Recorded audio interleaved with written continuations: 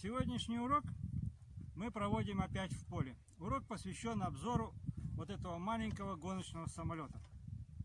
Это скоростной самолет небольших размеров, с достаточно мощным двигателем и достаточно большим винтом, большого шага. То есть все заточено под скорость.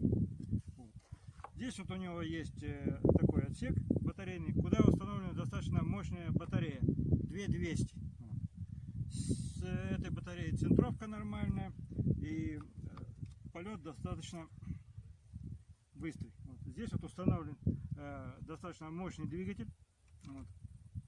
Поэтому самолет позиционируется как гоночный. И я на нем уже неоднократно летал. Скорость, я вам должен сказать, очень высокая. И сделан самолет очень неплохо. Вот фюзеляж у него стеклопластиковый, отлит из стеклопластика и сделан очень даже качественно. Крыло у него собрано по классической технологии.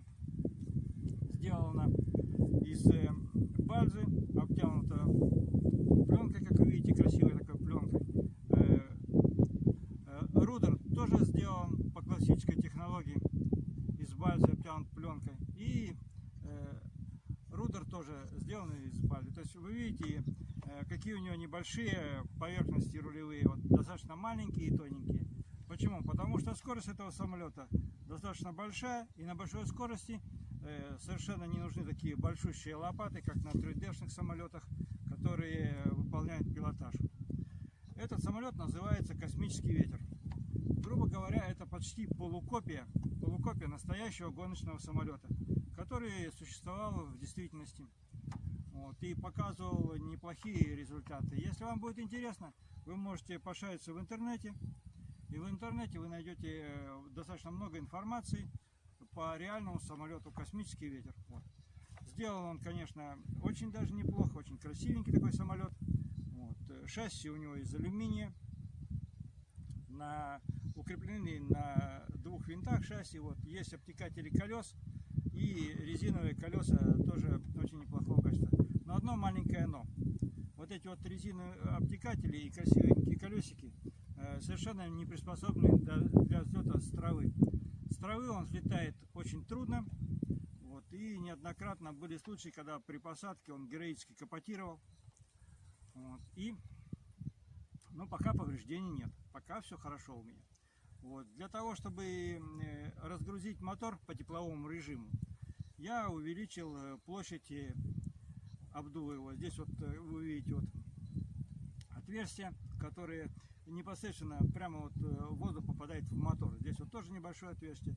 И здесь я сделал небольшую решетку для выхода охлажденного воздуха. То есть по теории входное отверстие должно быть в 2 раза меньше выходного, для того, чтобы очень хорошо вентилировался двигатель.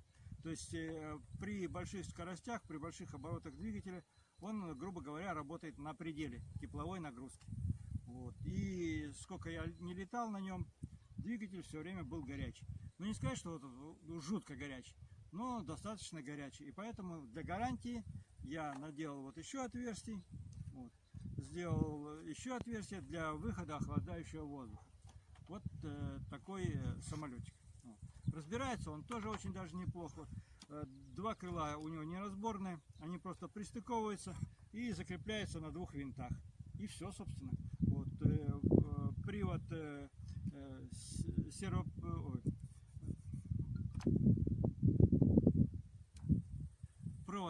от сервопривода втыкается в приемник, и все нормально. То есть здесь стоит один сервопривод, достаточно мощный, с усилием примерно 2,5 килограмма на элероны.